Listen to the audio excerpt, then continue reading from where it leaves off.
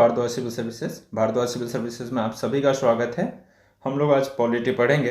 Polity हम लोग कोई नया स्टार्ट नहीं कर रहे हैं। पॉलिटी हमने 4-5 दिन पहले स्टार्ट किया था और उसमें हमने 4 लेक्चर अपलोड भी कर दिया है। ठीक है, अगर आप लोगों ने वो वीडियो नहीं देखा है तो आप लोग जाएं और वो वीडियो आप लोग स्टार्ट से देखें, क्योंकि उसमें बहुत इंपॉर्टेंट चीज़ें like historical background of constitution, preamble है कॉन्स्टिट्यूशन का, शेड्यूल है कॉन्स्टिट्यूशन का, तो बहुत ज़्यादा इंपॉर्टेंट हो जाता है। क्योंकि जितने भी अपन सिविल सर्विस का एग्ज़ाम देखते हैं उस एग्ज़ाम्स में यानी आप देखें तो 1-2 क्वेश्चन वहाँ से बनते रहते हैं। ठीक है, तो आप लोगों को देख लेना चाहिए उसको, क्योंकि क्वेश्चन लेक्चर से बाहर नहीं जाएगा, इसकी गारंटी मेरी है। अगर मान लो क्वेश्चन लेक्चर से बाहर जाता है तो कहीं ना कहीं से या तो आपने रिवीजन नहीं करा है या प्रॉब्लम ये हो सकती है कि आपने क्वेश्चन नहीं करा है। क्योंकि देखो प्रैक्टिस बहुत ज़्यादा ज़रूरी हो जाता है। ठीक है, तो प्रैक्टिस आप लोग साथ साथ करते रहिए, लेक्चर भी लेते रहिए और प्रैक्टिस भी करते रहिए। ठीक है, तो सबसे पहले अपन आज देखते हैं आर्टिकल 1, यानी आज हम लोग एक नया चैप्टर स्टार्ट करेंगे। इवन संविधान यहीं से स्टार्ट होता है। ठीक है, यहाँ से फर्स्ट चैप्टर स्टार्ट होता है संविधान का। अब आपको मैं थोड़ा सा बेसिक बता दूँ। संविधान में टोटल 395 अनुच्छेद हैं। ठीक है, 22 भाग हैं और 12 अनुसूची है। याद रखिएगा, संविधान में टोटल 395 अनुच्छेद, 22 भाग और 12 अनुसूची हैं। ठीक है, इसी 22 भाग के अंदर में 395 अनुच्छेद को समाहित किया गया है। ठीक है, लाइक जैसे फंडामेंटल राइट देख लो तो पार्ट 3 में फंडामेंटल राइट आता है, लेकिन उसमें 12 से 35 तक यानी आर्टिकल 12 से लेकर आर्टिकल 35 तक फंडामेंटल राइट में बन जाता है। ठीक है, तो इस हिसाब से यानी टोटल 22 जो पार्ट्स हैं उस 22 पार्ट्स में टोटल 395 आर्टिकल्स को ऐड किया गया। ठीक है, तो आज हम लोग देखेंगे पार्ट 1। ठीक है, आज हम लोग पार्ट 1, 2 करके ऐसे करके हम लोग लास्ट 22 तक देख लेंगे। तो आज हम लोग स्टार्ट करेंगे पार्ट 1, जिसमें है आर्टिकल 1 से लेकर 4 तक। ठीक है, पार्ट 1 में 1 से लेकर 4 तक। अब पार्ट 1 में देखें तो पार्ट 1 में क्या कहता है। पार्ट 1 कहता है कि संघ और उससे संबंधित क्षेत्रों का विवरण है इसमें। यानी आर्टिकल 1 से लेकर 4 तक केंद्र यानी संघ, ठीक है, और उसके राज्य क्षेत्र जो है ना उसके बारे में चर्चा है। तो अपन देखते हैं सबसे पहले आर्टिकल 1 क्या कहता है। ठीक है, आप देखिए इसमें कहता है आर्टिकल 1 कि भारत अर्थात इंडिया राज्यों का संघ होगा, न कि राज्यों का परिसंघ। अब आपको मैं थोड़ा सा बता दूं कि राज्यों का संघ और राज्यों का परिसंघ क्या होता है। देखिए, इंडिया राज्यों का संघ है। क्यों? क्योंकि इंडिया में जितने भी स्टेट्स हैं, यह आपको मैंने पहले बताया था कि इंडिया के जितने भी स्टेट्स हैं वो स्टेट्स सिर्फ प्रशासनिक सुविधा के लिए अलग अलग बांटे गए हैं कि हाँ ये यूपी है, ये बिहार है, ये उत्तराखंड है, ये हिमाचल है। ये ना प्रशासनिक सुविधा की दृष्टि से बांटा गया है। ठीक है, इसका कोई मोटो ऐसा नहीं है कि हाँ ये अलग अलग स्टेट है, इन स्टेट को किसी ट्रीटी के तहत इंडिया में ऐड नहीं किया गया, ऐसा कुछ नहीं है। इसलिए इंडिया राज्यों का संघ है। यहाँ पे किसी भी स्टेट को इंडिया से बाहर होने का अधिकार नहीं है। इंडिया से बाहर कोई भी स्टेट नहीं निकल सकता। ठीक है, क्योंकि इंडिया तो खुद ही एक अभिन्न अंग है, यानी इंडिया अखंड है। इंडिया का कोई पार्ट नहीं है, इंडिया का कोई बंटवारा नहीं हो सकता। इवन ऐसा नहीं है कि कोई स्टेट ये कहते हैं कि हाँ हम स्वायत्त रहना चाहते हैं या मैं किसी और कंट्री में रहना चाहता हूँ, ऐसा कुछ नहीं है। अगर इंडिया का कोई स्टेट ये कहता है कि मैं, जैसे आप सुनते होंगे जब जम्मू कश्मीर का जो स्पेशल स्टेटस है जो आगे अपन देखेंगे, वह जब तक हटा नहीं था तब तक जम्मू कश्मीर हमेशा सोचती थी कि मैं इंडिया के साथ न रह के स्वायत्त रहूँ, लेकिन ऐसा बिल्कुल पॉसिबल नहीं है। इंडिया का अभिन्न अंग था Jammu Kashmir. That's why India ने उसको वहाँ से 370 एंड आर्टिकल 35A को वहाँ से रिमूव कर दिया और उसका स्पेशल स्टेटस ख़त्म कर दिया। वो भी हमारे जैसे कॉमन है। ठीक है, तो आप देखिए यहाँ कहता है भारत अर्थात इंडिया, दो नाम है संविधान में, भारत और इंडिया दोनों। भारत जो इंडिया है, ठीक है, वह राज्यों का संघ है। राज्यों का संघ यानी यह राज्यों का यानी यूनियन ऑफ स्टेट्स है। यहाँ पे किसी भी राज्य को भारत से अलग होने का अधिकार नहीं है। यह सारे जितने भी राज्य हैं यह सब भारत के अभिन्न अंग हैं। ठीक है, यह प्रशासनिक दृष्टि से अलग अलग किए गए हैं। ठीक है, लेकिन अमेरिका राज्यों का परिसंघ है यानी फेडरेशन ऑफ स्टेट्स है। इसका मतलब क्या हुआ कि अमेरिका में मान लो 50 स्टेट्स हैं, तो वो 50 स्टेट्स किसी न किसी ट्रीटी के तहत वो एक दूसरे से जुड़े हुए हैं। लाइक जैसे कि सेंटर से अपना कुछ शक्ति ये हस्तांतरित करते हैं। लाइक मान लो आपको मैं बताता हूँ कि ये स्टेट्स डिसाइड करते हैं कि अपनी कौन कौन सी शक्ति है जो सेंटर को यानी अमेरिका को मैं दे दूं, और उसके साथ अमेरिका के साथ एक बाउंडेशन बना के मैं अमेरिका के साथ हूं। लेकिन वो स्टेट्स जब भी चाहें अमेरिका से अलग हो सकते हैं, लेकिन इंडिया में ऐसा नहीं है। इसलिए इंडिया यूनियन ऑफ स्टेट्स है और अमेरिका फेडरेशन ऑफ स्टेट्स है। ठीक है, अब आगे देखिए, भारतीय क्षेत्र को 3 श्रेणियों में बांटा गया। जैसे राज्य, जो आप स्टेट से देखते हैं, यूटी यानी यूनियन टेरिटरी यानी केंद्र शासित प्रदेश जो आप देखते हैं, लाइक दिल्ली, अंडमान निकोबार वगैरह देखते हैं ना आप, चंडीगढ़, ये सब, तो यूटी है। ठीक है, और अधिग्रहित क्षेत्र। अधिग्रहित क्षेत्र क्या होता है? अधिग्रहित क्षेत्र होता है जो वर्तमान में किसी और कंट्री का हिस्सा है या पहले किसी और कंट्री का हिस्सा था, वह वर्तमान में या तो भारत का हिस्सा बन गया है या यानी फ्यूचर में भारत का हिस्सा वो बन जाए, उसे ही अधिग्रहित क्षेत्र कहेंगे। ठीक है, तो अभी वर्तमान में 28 राज्य हैं भारत में और 8 यूनियन टेरिटरी यानी 8 केंद्र शासित प्रदेश हैं। ठीक है, अब देखिए आपको बताता हूँ यूटी क्या होता है। यूनियन टेरिटरी आपको मैं बता दूं, तो देखिए यूटी क्या होता है, केंद्र सरकार द्वारा नियंत्रित एवं प्रशासित होता है। यानी यूटी को नियंत्रित यानी केंद्र शासित प्रदेश को नियंत्रित करने का और प्रशासन वहाँ का चलाने का अधिकार किसको है? केंद्र सरकार को है। ठीक है, उसके बाद स्टेट को देखिए, स्टेट क्या है? ये संघीय प्रणाली के सदस्य हैं, केंद्र के साथ शक्तियों का वितरण साझा करते हैं।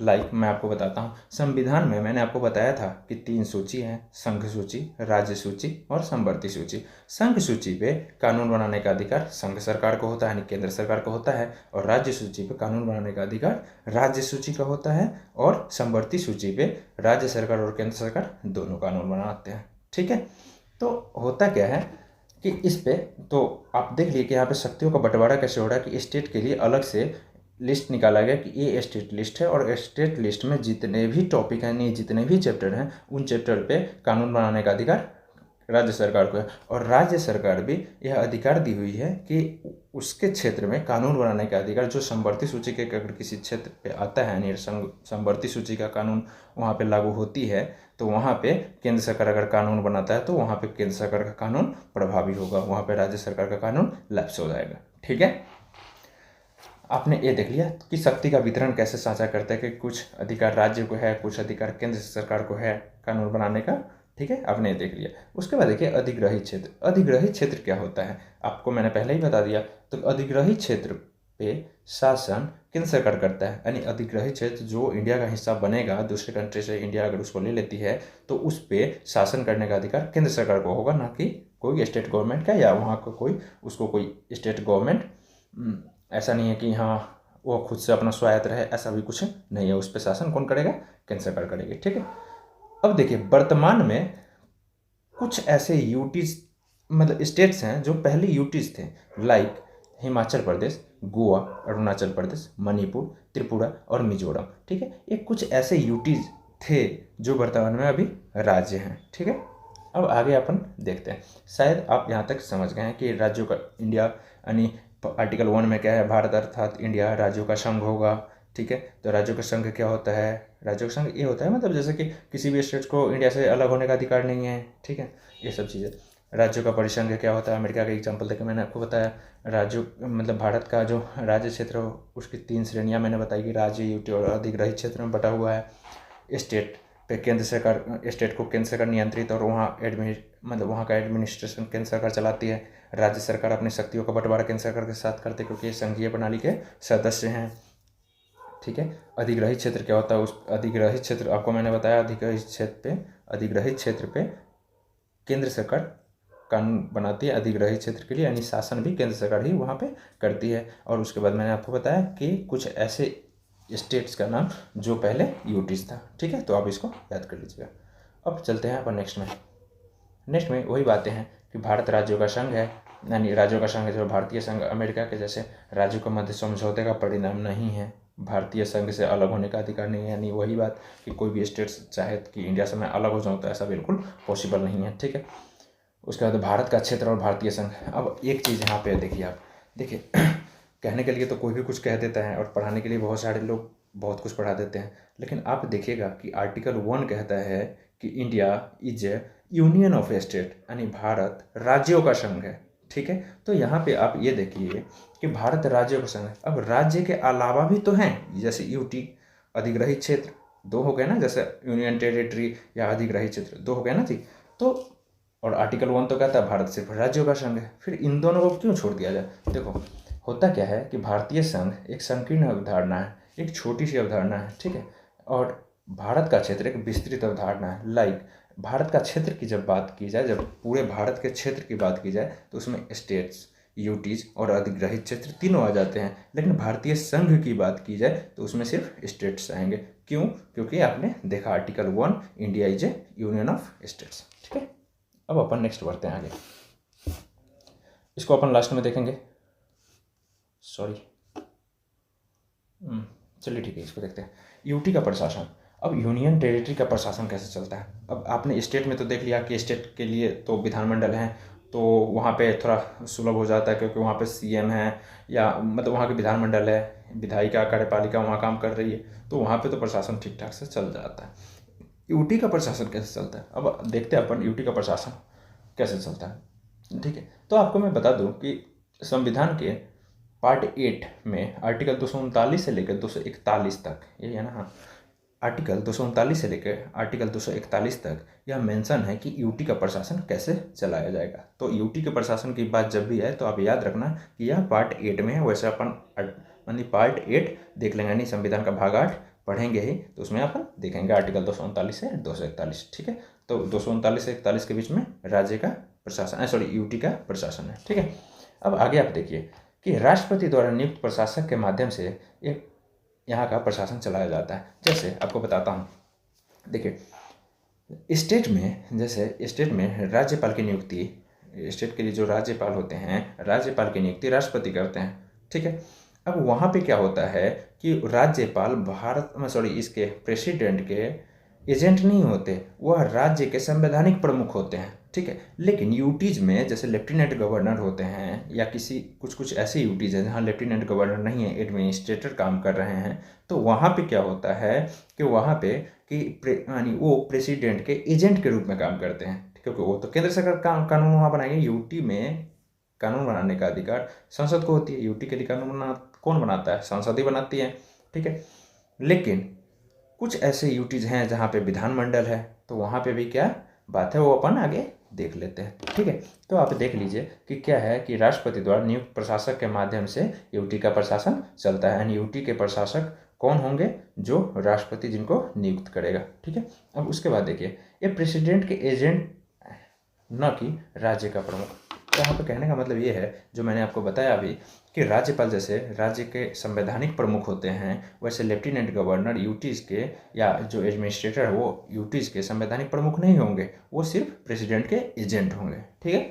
अब आगे देखिए, उपराज्यपाल की बात है, तो कुछ ऐसे यूटीज हैं, यानी कुछ ऐसे यूनियन टेरिटरी हैं जिसमें अभी उपराज्यपाल हैं, और कुछ ऐसे हैं जिसमें एडमिनिस्ट्रेटर हैं, जो देखते हैं कि किसमें लेफ्टिनेंट गवर्नर है। जैसे दिल्ली में लेफ्टिनेंट गवर्नर है, आप बार बार सुनते होंगे कि आम आदमी पार्टी और क्या कहते हैं केजरीवाल सरकार और ये लेफ्टिनेंट गवर्नर के बीच में बार बार मतभेद की जो न्यूज़ जो आती रहती है, तो आप लोग जानते ही हैं कि दिल्ली में लेफ्टिनेंट गवर्नर है, पुडुचेरी में लेफ्टिनेंट गवर्नर है, अंडमान एवं निकोबार में लेफ्टिनेंट गवर्नर है, जम्मू कश्मीर में लेफ्टिनेंट गवर्नर है, और लद्दाख में भी लेफ्टिनेंट गवर्नर है, ठीक है। ये 5.5 जो यूनियन टेरिटरी हैं यहाँ पे लेफ्टिनेंट गवर्नर। अब देखो एडमिनिस्ट्रेटर कहाँ है, जहाँ लेफ्टिनेंट गवर्नर नहीं होते वहाँ पे एडमिनिस्ट्रेटर होता है। जैसे छोटे छोटे जो यूटीज हैं उनमें ऐसा किया जाता है, जैसे चंडीगढ़, यहाँ पे एडमिनिस्ट्रेटर हैं। उसके बाद दादर एवं नागर हवेली, यहाँ क्या हुआ ना कि दादर नागर हवेली और दमन दीव को दोनों को मिला दिया गया है, इसलिए अब दोनों एक हो गया है, ठीक है। पहले दोनों अलग अलग था, अब एक हो गया, तो इसीलिए दादर एवं दमन दीव और लक्षद्वीप तीनों में एडमिनिस्ट्रेटर। तो आपने देख लिया कि उपराज्यपाल यानी लेफ्टिनेंट गवर्नर किस किस यूटीज में है, और एडमिनिस्ट्रेटर किस किस यूटीज में है, ठीक है। अब आप देखिए कि दिल्ली की बात आती है, और जम्मू कश्मीर और पुडुचेरी, यह 3 ऐसे यूटीज हैं जहाँ पे विधानमंडल है, यानी जिसका अपना विधानमंडल है। जैसे अब दिल्ली में देखते हैं, दिल्ली में विधानमंडल है, तो जैसे स्टेट में अपन देखते हैं कि स्टेट की विधानमंडल होती है, तो स्टेट के लिए कानून बनाती है, ठीक है। तो वैसे ही सेम विधानमंडल जो इन यूटीज में है, तो वो भी अपने लिए कानून बनाएगी। तो देखिए क्या होता है कि दिल्ली में जो है दिल्ली की विधानमंडल समवर्ती और राज्य सूची दोनों विषयों पर कानून बनाती है, ठीक है। लेकिन अपवाद है उसके, जैसे सार्वजनिक व्यवस्था, ठीक है, पुलिस और भूमि को छोड़कर। यानी कहने का मतलब कि दिल्ली की विधानमंडल कानून बनाएगी राज्य सूची के विषय पे और समवर्ती सूची के विषय पे, ठीक। लेकिन उसमें वो क्या करेगी, पुलिस के मैटर में कानून नहीं बना सकती, सार्वजनिक व्यवस्था भी कानून नहीं बनाएगी, और भूमि के मैटर यानी लैंड के मैटर को भी वो नहीं देखेगी, यानी उस पर कानून नहीं बनाएगी, ठीक है। तो ये कौन बनाएगा, तो इस पर केंद्र सरकार कानून बनाती है, ठीक है। अब बार बार सुनते होंगे कि दिल्ली की सरकार बार बार यह मांग करती है कि दिल्ली की पुलिस को राज्य सरकार यूटीज के यानी दिल्ली गवर्नमेंट के अंदर में कर दिया जाए, लेकिन केंद्र सरकार ऐसा नहीं करती है, ठीक है। तो यही प्रोविज़न यहाँ पे है। उसके बाद जम्मू कश्मीर में देखिए, जम्मू कश्मीर में भी अपना विधानमंडल है। आपने देखा कि जम्मू कश्मीर पुनर्गठन अधिनियम 2019, जो पीछे मैंने उसको स्किप किया, बाद में जो मैं आपको बताऊंगा, तो 2019 में जो जम्मू कश्मीर पुनर्गठन अधिनियम आया, उस पुनर्गठन अधिनियम के तहत क्या हुआ कि जम्मू कश्मीर राज्य को बांटकर दो यूटीज में बदल दिया गया। एक जम्मू कश्मीर, दूसरा लद्दाख, ठीक है। लद्दाख में दो ही ज़िले हैं, कारगिल और लेह, ठीक है। और जम्मू कश्मीर में उसके बाद बाकी जितने भी ज़िले थे वो सारे समाहित हैं, ठीक है। तो जम्मू कश्मीर का अपना विधानमंडल है, लेकिन इसका लद्दाख का अपना विधानमंडल नहीं है। विधानमंडल क्या होता है वो आपको मैं आगे बता दूंगा, लेकिन अभी वैसे आप याद रखिए कि जैसे कानून बनाने के लिए चाहिए ना विधान परिषद, विधानसभा, तो हर स्टेट में विधान परिषद तो है नहीं, लेकिन जिसमें है उसमें है, ठीक है। उसके बाद जैसे संसद, राज्यसभा, सेम लाइक, ठीक है। तो आप देखिए, जम्मू कश्मीर भी समवर्ती और राज्य सूची दोनों विषय पर कानून बनाएगी, लेकिन सार्वजनिक व्यवस्था और पुलिस के मैटर पे कानून नहीं बनाएगी। यानी पुलिस भी जम्मू कश्मीर में पुलिस और सार्वजनिक जो व्यवस्थाएं हैं, जो यानी मान लो सोशल एम्पावरमेंट के लिए जो व्यवस्था है, यानी जो कहते हैं कि लॉ एंड ऑर्डर मेंटेन करना, तो लॉ एंड ऑर्डर वाला जो मैटर है वह केंद्र सरकार के हाथ में है, ठीक है। तो दिल्ली में भी देख लिए, सार्वजनिक व्यवस्था, पुलिस और भूमि के मैटर पे दिल्ली विधानमंडल को कानून बनाने का अधिकार नहीं है। जम्मू कश्मीर में भी देख लिया आपने कि सार्वजनिक व्यवस्था और पुलिस के मैटर में नहीं है, लेकिन लैंड के मैटर में इनको है। पुडुचेरी में भी देख लिए, तो पुडुचेरी में क्या है, समवर्ती और राज्य सूची दोनों विषय पे कानून बनाएंगे, और इसमें समवर्ती और राज्य सूची के विषय में जो भी चैप्टर्स हैं, जो भी यानी टॉपिक हैं, उसमें वो सारे व्यवस्था पे ये कानून बना सकते हैं, इनमें कोई अपवाद नहीं है। चलिए आप पढ़ना नेक्स्ट देखते हैं, ठीक है। अब देखिए कानून बनाने की शक्ति। अब आपको मैं बताता हूँ होता क्या है कि यूटीज में संसद तीनों सूची के किसी भी विषय पे कानून बना सकती है। जैसे संघ सूची तो संघ सरकार के हाथ में है ही नहीं, केंद्र सरकार के हाथ में है ही। उसके बाद स्टेट गवर्नमेंट यानी स्टेट लिस्ट और कॉन्करेंट लिस्ट यानी राज्य सूची और समवर्ती सूची, इन दोनों विषयों पर भी सेंट्रल गवर्नमेंट कानून बना सकती है, ठीक है। तो आप लोग याद रखिएगा, सेंट्रल गवर्नमेंट संसद इन तीनों विषयों पर कानून बनाती है, ठीक है। तो आपसे अगर कोई भी पूछे कि यूटीज में यानी अगर संसद को जो कानून बनाने की शक्ति है क्या स्टेट लिस्ट पे है, तो हाँ है, करेंट लिस्ट पे है तो हाँ है, ठीक है, याद रखिएगा। उसके बाद देखिए, प्रेसिडेंट अंडमान निकोबार, लक्षद्वीप और दादरा नगर हवेली और दमन द्वीप के लिए जो भी यूटीज हैं उसके लिए कोई भी निर्देशन या कोई भी फैसला ले सकते हैं या कोई भी निर्देश दे सकते हैं, ठीक है। उसके बाद देखिए आप, संसद यूटीज के लिए हाई कोर्ट का गठन कर सकती है, यानी संसद को अधिकार है कि वह किसी भी यूटीज के लिए पर्सनली उस यूटीज के लिए हाई कोर्ट का स्थापना करे, यानी हाई कोर्ट का गठन करे, ठीक है। तो आपसे क्वेश्चन अगर ये आ जाए कि हाई कोर्ट के गठन का अधिकार किसको है, प्रेसिडेंट को यूटीज में, तो नहीं, वहाँ के लेफ्टिनेंट गवर्नर को नहीं, तो बिल्कुल नहीं। आप याद रखिएगा कि किसी भी यूटीज के लिए अगर हाई कोर्ट की गठन की जाती है तो वह अधिकार किसके पास होगा, तो वह संसद के पास होगी, ठीक है। संसद आपको आगे पढ़ाया जाएगा, ठीक है। उसके बाद देखिए, 7th अमेंडमेंट एक्ट 1956 में क्या होता है कि सामान्य हितों के मामले पर सलाह देने के लिए एक जोनल काउंसिल का गठन किया जाता है, ठीक है, एक जोनल काउंसिल बनाया जाता है। होता क्या है कि 7th अमेंडमेंट एक्ट 1956 आता है। अमेंडमेंट क्या होता है वो आगे अपन बताएंगे, यानी मैं आपको संक्षिप्त में बताऊं तो संविधान में अगर जैसे संविधान है उसमें अगर कुछ भी फेरबदल करना हो तो उसके लिए संविधान में संशोधन करने की जरूरत पड़ती है। तो उसी के बारे में ये कह रहा है। तो 7वां संविधान संशोधन यानी 7वीं बार यानी 7वां टाइम जब संविधान में संशोधन हो रहा था 1956 में, तो उसमें एक जोनल काउंसिल बनाया गया। ठीक है, उस जोनल काउंसिल का काम क्या होता है, और जोनल काउंसिल का गठन कौन करते हैं, प्रेसिडेंट करते हैं, याद रखिएगा। तो जोनल काउंसिल का काम क्या होता है कि यूटीज के लोगों के हित के लिए, ठीक है, उनके हित के लिए यानी उनके आर्थिक और सामाजिक विकास के लिए जो क्या महत्वपूर्ण हो सकता है यानी क्या ज़रूरी है, इसके बारे में प्रेसिडेंट को सलाह देना। ठीक है, तो आप देखिए जोनल काउंसिल का काम क्या है। ठीक है, अब अपन आगे बढ़ते हैं। अब देखिए यूटीज के लिए special provision for Delhi.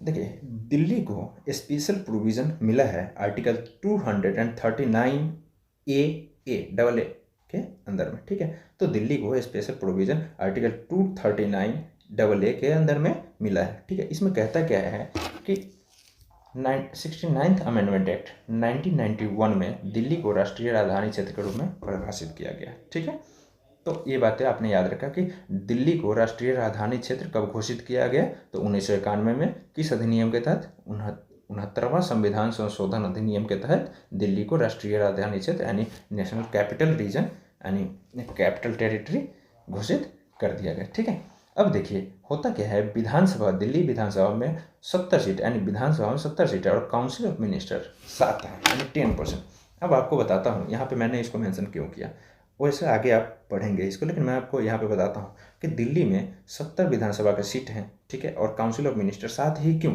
State में क्या होता है कि टोटल मेंबर के 15% काउंसिल ऑफ मिनिस्टर बन सकते हैं यानी 15%, लेकिन यहाँ पे 10% ही, कि दिल्ली के लिए ओनली दिल्ली में ऐसा प्रोविज़न है आर्टिकल 239 में कि दिल्ली में टोटल मेंबर के मात्र 10% ही काउंसिल ऑफ मिनिस्टर बना यानी मंत्रिपरिषद में शामिल हो सकते हैं। ठीक है, लेकिन स्टेट में क्या होता है, या 10% की जगह 15% होता है, नहीं 15% होता है, इसलिए मैंने इसको मेंशन कर दिया। याद रखिएगा कि दिल्ली में काउंसिल ऑफ मिनिस्टर मात्र 10% ही होते हैं।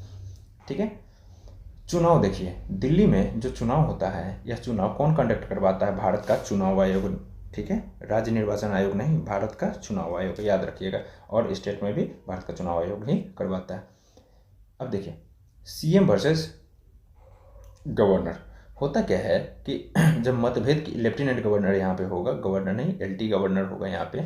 मतभेद की स्थिति जब होती है, जब सीएम में यानी विधान, यहाँ पे तो देखते हैं कि केंद्र शासित प्रदेश को नियंत्रित करने का अधिकार किसका होता है, केंद्र सरकार का होता है। ठीक है, तो यहाँ पे क्या होता है, लेकिन यहाँ पे विधानमंडल भी है। तो वास्तविक बात है कि जब दो अधिकार एक सामने टकराएंगे तो कुछ ना कुछ उसकी प्रतिक्रिया निकलेगी। ठीक है, तो इसमें होता क्या है कि जब सीएम के और काउंसिल ऑफ और लेफ्टिनेंट गवर्नर के बीच में, या विधानमंडल और लेफ्टिनेंट गवर्नर के बीच में जब मतभेद की स्थिति आती है, तो लेफ्टिनेंट गवर्नर क्या करते हैं कि उस मामले को राष्ट्रपति के संज्ञान में ले जाते हैं यानी राष्ट्रपति के समक्ष ले जाते हैं। क्यों, क्योंकि वो प्रेसिडेंट के एजेंट के रूप में उस यूटीज में वर्क कर रहे हैं। ठीक है, तो याद रखिएगा, तो वही है, राष्ट्रपति के संज्ञान में ले जाते हैं।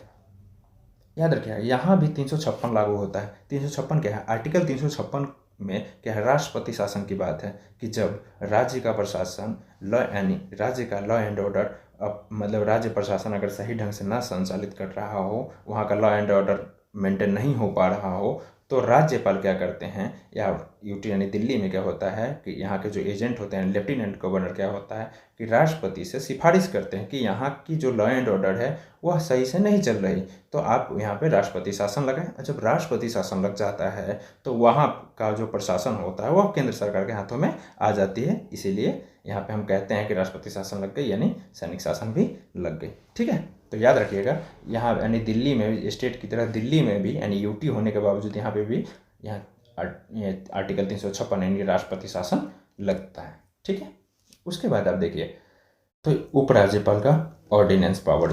देखिए उपराज्यपाल के पास ऑर्डिनेंस पावर होता है। अब आपको बताता हूँ कि ऑर्डिनेंस पावर क्या होता है। देखिए जैसे केंद्र में राष्ट्रपति के पास ऑर्डिनेंस पावर होता है, वैसे ही स्टेट में गवर्नर के पास ऑर्डिनेंस पावर होता है। वैसे ही दिल्ली में, जैसे दिल्ली तो एक यूटी है, फिर भी यहाँ पे लेफ्टिनेंट गवर्नर को ऑर्डिनेंस पावर मिला हुआ है। अब आपको बताता हूँ ऑर्डिनेंस पावर क्या होता है। देखिए जब संसद वर्क नहीं कर रही होती है, जैसे आपातकाल का टाइम हो और लोकसभा भंग हो चुकी हो, मान लो लोकसभा वर्क नहीं कर रही हो और उस समय तुरंत किसी कानून की ज़रूरत पड़ती है, तो प्रेसिडेंट को, गवर्नर को और लेफ्टिनेंट गवर्नर को यह अधिकार है कि वह ऑर्डिनेंस पास कर सके। ऑर्डिनेंस क्या होता है? देखिए, यह एक कानून है। मान लो जैसे कानून बनाने की शक्ति तो वैसे संसद के पास है, लेकिन अब संसद तो काम कर नहीं रही, लेकिन कानून की जरूरत पड़ गई तो क्या करेंगे? तो प्रेसिडेंट और ये गवर्नर एक लिखित परिपत्र जारी करते हैं कि हाँ, आज इस स्थिति से मैं इस कानून को मान्यता देता हूँ, अपना साइन कर देते हैं कि हाँ जी, इस कानून से इस चीज़ की जो ज़रूरत थी यह फुलफिल कर दी गई इस कानून के द्वारा। ठीक है, हो गया।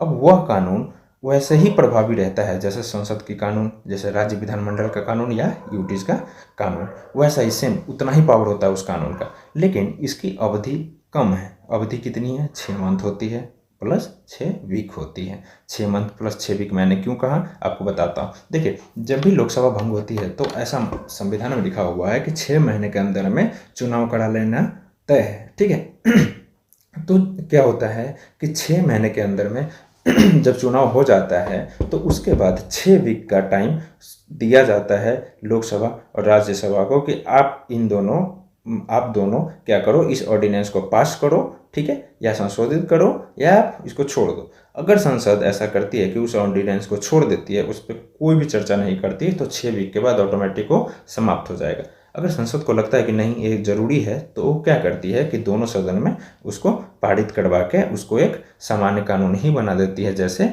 संसद द्वारा बनाया गया कानून है, तो वो परमानेंटली चलते रहता है। ठीक है, लेकिन संसद ना चाहे अगर उस पर कोई चर्चा ना करे या चाहे संशोधन करके यूज कर ले, ठीक है, अब मान लो चर्चा ही नहीं करती, चाहती है कि नहीं नहीं ठीक है हम अपने हिसाब से बनाएंगे, तो कोई दिक्कत नहीं, वो 6 वीक के बाद वो लैप्स हो जाएगा। ठीक है, लेकिन जब तक वह ऑर्डिनेंस काम करता रहेगा, जब तक उस ऑर्डिनेंस के हिसाब से कोई कानून रन की होगी, तो उसका कोई न्यायिक जांच नहीं होगी, वह उसी हिसाब से लागू रहेगा जैसे संसद का कानून। ठीक है, तो आप आगे देखिए क्या है। तो ऑर्डिनेंस पावर तो आप देख लिए, अब ऑर्डिनेंस पावर आगे अपन देखेंगे, लेकिन आपको मैं बताता हूँ ऑर्डिनेंस पावर राष्ट्रपति को आर्टिकल 123 के तहत मिला हुआ है और राज्यपाल को आर्टिकल 213 के तहत मिला हुआ है। ठीक है, लेकिन यूटी दिल्ली है, दिल्ली को जो ये है ऑर्डिनेंस पावर 239 AA के अंतर्गत मिला हुआ है। ठीक है, याद रखिएगा। उसके बाद अपन देखते हैं लेफ्टिनेंट गवर्नर है, वाइस गवर्नर मैंने लिख दिया, सॉरी, लेफ्टिनेंट गवर्नर और मंत्रियों के बीच मतभेद के मामले में लेफ्टिनेंट गवर्नर क्या होता है कि मामले को राष्ट्रपति के संज्ञान में ले जाते हैं। जैसे लेफ्टिनेंट, आप दिल्ली में बहुत बार सुनते होंगे कि दिल्ली में क्या होता है कि लेफ्टिनेंट गवर्नर और सीएम बार बार टकराते रहते हैं, जिस वजह से क्या होता है कि जब भी ऐसी स्थिति उत्पन्न होती है तो लेफ्टिनेंट गवर्नर तो आप जानते हैं कि यहाँ पे एजेंट के रूप में काम कर रहा है, तो ये क्या करता है उस मैटर को राष्ट्रपति के संज्ञान में ले जाता है। ठीक है, अब उसके बाद राष्ट्रपति डिसाइड करेंगे कि इस मैटर पे क्या करना है। ठीक है, तो आप याद रखिएगा कि मतभेद की स्थिति में, यानी दोनों में जब टकराव की स्थिति होती है, तो राष्ट्रपति के संज्ञान में लेफ्टिनेंट गवर्नर ले जाते हैं।